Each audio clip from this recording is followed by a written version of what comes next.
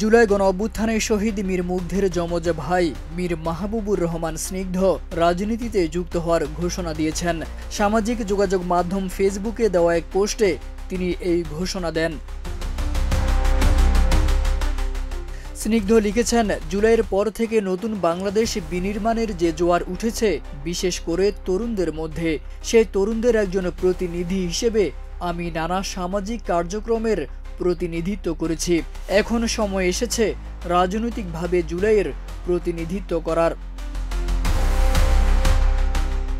তিনি বা তার পরিবারের কেউ আগে রাজনীতির সঙ্গে যুক্ত ছিলেন না জানিয়ে স্নিগ্ধ লিখেছেন, মুগ্ধ একজন সাধারণ নাগরিক হিসেবেই দেশের জন্য জীবন দিয়েছে।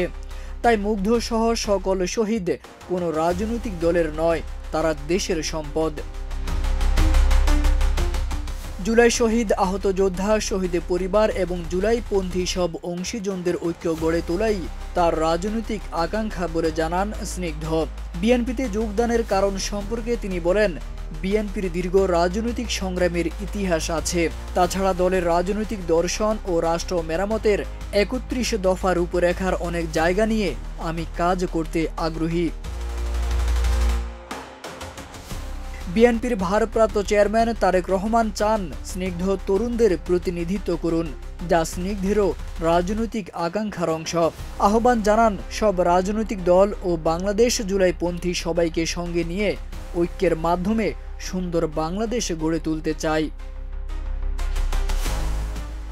তারেক আজিজ খান, প্রজন্ম ২৪।